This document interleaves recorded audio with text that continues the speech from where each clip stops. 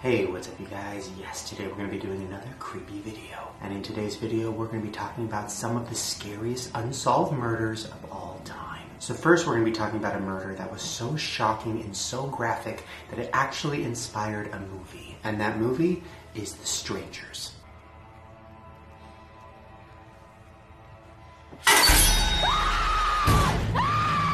So The Strangers was a movie about a couple who were getting terrorized by three killers that were wearing masks. The guy was wearing a bag over his head, the girls were wearing these doll masks, and they were chasing around this couple through their house in the middle of the woods until they eventually tied them up and murdered them. Now when I saw this movie, I was shocked. It was so intense and so graphic and just so insane to even think about that happening, and I did not know it was based on a true story. The Strangers is based on the Keddie murder. So Keddie is an area in the middle of the woods in California that has an extremely low population. I think it's literally like 66 people. And in Keddie there are cabins, and each cabin is kind of far from the next one. So if something bad happens, you're kind of in the middle of nowhere. Well, one night on April 11th, 1981, something really bad did happen. And it happened in Cabin 28. A woman named Glennis Sharp was renting Cabin 28 with her 5 children. One night she was home with her 2 youngest sons and one of her son's friends. One of her daughters had been gone for the night. Well, the next morning, her oldest daughter Sheila came home from hanging out at her friend's house, and what she found changed her life forever. In the cabin were 3 bodies dead on the floor. Her mother, her young brother, and his friend. And her younger sister Tina, who was 12 years old, was nowhere to be found. Now the way the bodies were is very graphic, so I'm warning you, it's a lot. Their bodies were bound and tied up with medical tape and appliance wires. They were stabbed, bludgeoned with big objects like bats and pots and pans, and they were also strangled. The mother and the son had been stabbed repeatedly while they were tied up. Now there was blood. There was blood on the car, on Sue's car.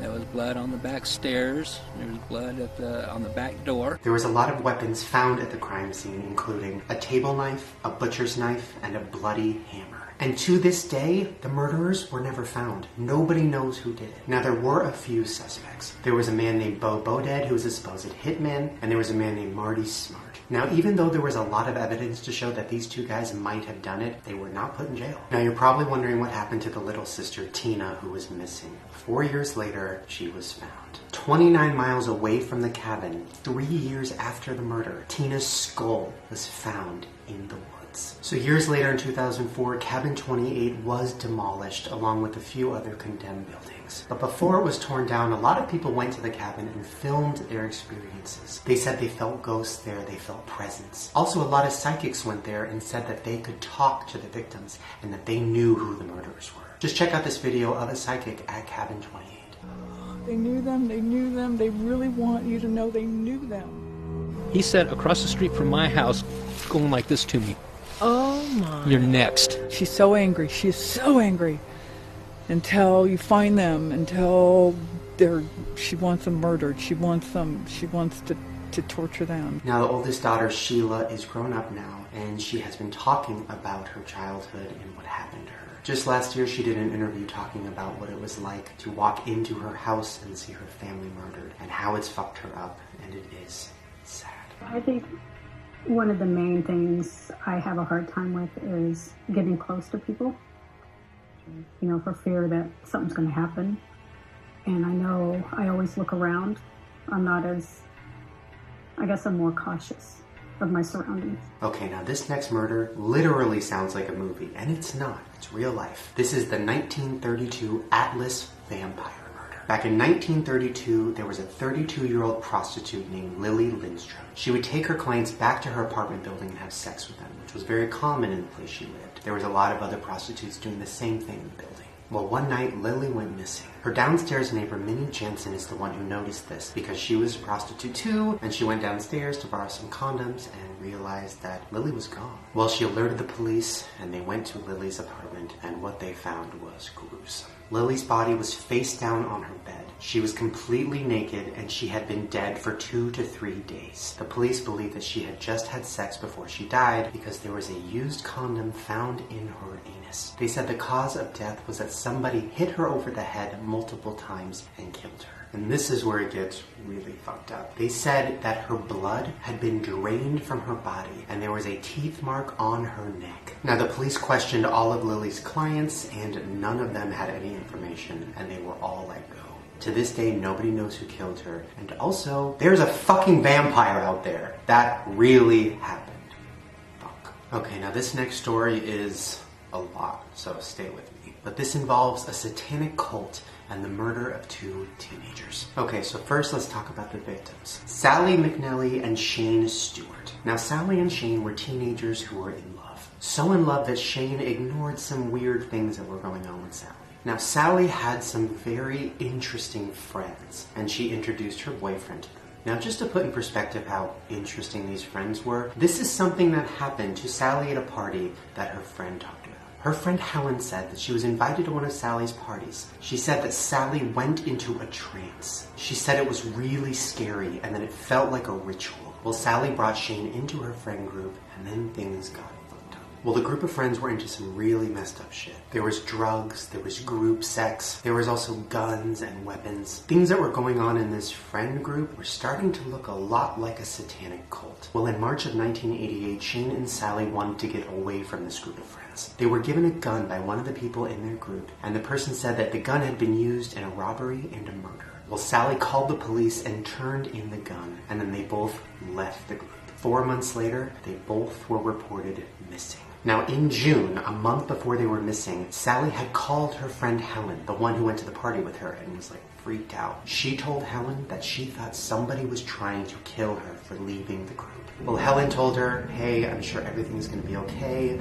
Maybe you're over-exaggerating. Like, you just need to calm down. And then a month later, she was missing. Well, 4 months later, on November 11th of 1988, Sally's body was found. And then 3 days later, Shane's body was found. Both of them had been shot in the head. Now, to this day, nobody knows who did it. But the police think that it was the group of friends. They think that the cult did it. But they think that witnesses that might have been in the group are too scared to come forward and admit it. So, we'll never know. Now, this next thing isn't really an unsolved murder, but it kind of falls in the category because it's very mysterious and very scary. And this involves the Malaysia Airlines Flight 17. Now, as a lot of you guys know, on July 17th, 2014, the flight was shot down. 283 passengers were killed and 15 crew members were killed. Now, the reasons for why the plane was shot down are a little sketchy and a little confusing and too much to get into in this video, but very mysterious. Now, before the flight took off, one of the passengers took a picture of the plane, like outside the window. He posted the picture on his Facebook and he said this: "If it disappears, this is what it looks like." And then the plane took off and then it was shot down and he died. I don't know, for some reason that one really gives me the chills. I mean, just the fact that he made a joke, but it turned out to be real, very scary. Okay, so this next murder really freaks me out because, number one, I'm terrified of ships and boats anyways, and this just makes that worse. This is the murder and disappearance of Amy Bradley. So Amy Bradley was on a Caribbean cruise with her family. She left her room at 5:30 a.m. to go smoke, and then she disappeared. Now, when she went missing, the ship handled it very strangely. Number one, even though the parents reported her missing early in the morning, nobody on the ship did anything until after 8 a.m. They also didn't send out a big announcement over the PA system because they didn't want to wake anybody up. Now, before she disappeared, Amy had told her parents that the crew on the ship was being really creepy with her. She said they were giving her creepy looks. They were asking her if she wanted to come ashore with them and hang out alone. One witness claimed that Amy was hanging out with one of the bass players on the ship and that he and her went off alone together on shore, but only the bass player came back. And this is where it gets fucking creepy. Amy's brother, who was on the ship too, talked to the bass player. The bass player went up to her brother and said, "I'm so sorry for what happened to your sister and the fact that she disappeared. I hope they find her." The only thing is, nobody knew she had disappeared yet. Nobody on the ship knew. Her family didn't know. Her brother didn't know. So how the fuck did he know? Well, the night before, when Amy was hanging out with the bass player and they were all having dinner and hanging out with the crew, they were taking pictures. And the pictures were posted on a board in the common area. Well, the next morning, when Amy went missing, the mom went to grab the pictures to see who Amy was hanging out with that night, and all the pictures had been taken down.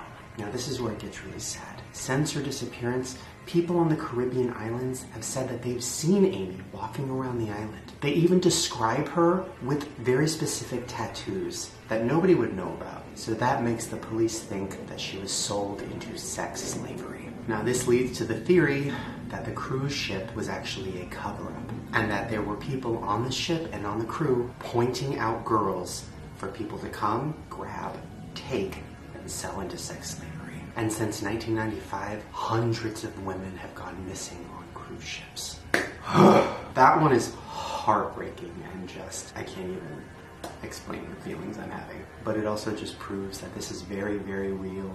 This shit happens. Please be alert. And if you notice anything strange, please report it to police and keep your distance. Okay, so this last murder is probably the most eerie. This is the murder and the Twitter account of Bill Cummins. On January 7th of 1980, Bill Cummins was 14 years old.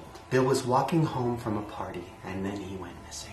Around 9 p.m., only a few blocks from his house, his dead body was found in the snow, strangled by his own winter scarf. And to this day, the killer has never been found.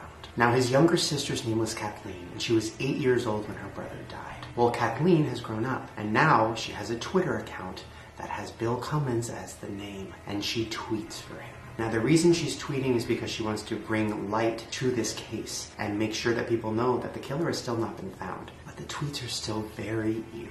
Here's just some of the things that Bill tweets. They tried to silence me 34 years ago, but I'm louder than ever. You killed me and got away with murder for 34 years. I know you're reading this. It's time. Confess. I forgive you. I forgive you. Bill. You strangled me to death. It hurt and I was scared until my eyes opened in heaven. 34 years ago today, I was murdered. I was 14 and had my entire life to live. My family is still looking for my killer. My last meal was half a bowl of ice cream. I put it in the freezer so I could go get my sister. That bowl stayed in our freezer for 3 years. I don't know, there's something so chilling about it. I mean, I know it's his sister and I know she's just trying to bring awareness, but I don't know, reading those tweets and hearing it in the voice of a young boy who was murdered by somebody that has never been found, that's fucking intense. Well, there you guys go. Hopefully you enjoyed this creepy video. And once again, I hope that this is not disrespectful to any of the families that lost somebody. I just find this stuff interesting, and hopefully talking about it brings awareness to some of these cases, and hopefully we can find these murderers. Alright, you guys, if you want more videos of unsolved murders, give me a thumbs up so I know. Also subscribe to my channel right down below and hit the notification bell because I make new videos every day. And if you want to see my last unsolved murder video or any of my other scary videos, I will leave a link to a playlist right at the top of the description below. Alright, you guys, keep your eyes open. Bye. If you drank that whole thing, you would be dead in 5 minutes. You are probably safer off drinking all of that fucking liquid starch. But it's pretty. I mean, I'd say hack successful and I'm slowly dying.